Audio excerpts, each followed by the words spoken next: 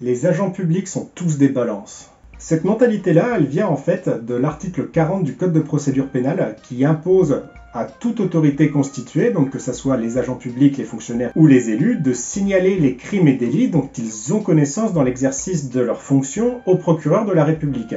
Donc c'est une obligation qui est faite aux élus et aux agents publics de saisir sans délai le procureur à partir du moment où ils ont connaissance d'un crime ou d'un délit. Pourtant, très peu d'élus et très peu d'agents publics respectent cette obligation, tout simplement parce qu'elle n'est pas codifiée dans le code pénal. Donc s'ils ne l'appliquent pas, ils ne risquent rien. Enfin, ils risquent rien au niveau du code pénal.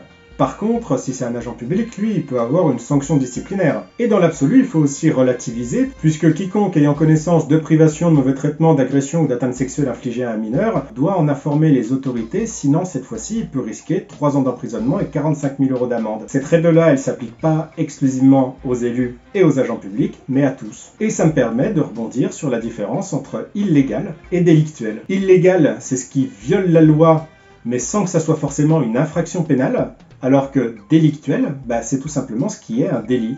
C'est-à-dire, c'est une infraction pénale, et cette fois-ci, on peut avoir une amende, de la prison, au sens strict du code pénal. Illégal, c'est ce qui viole la loi, mais sans forcément être une infraction pénale. Et délictuel, c'est une infraction pénale, puisqu'elle est dans le code pénal et qu'elle est punie, sous peine d'amende et de prison. Donc, un agent public qui ne respecte pas l'article 40 du Code de procédure pénale, qui les oblige, s'ils sont témoins de crimes ou délits dans l'exercice de leurs fonctions, à en référer sans délai au procureur.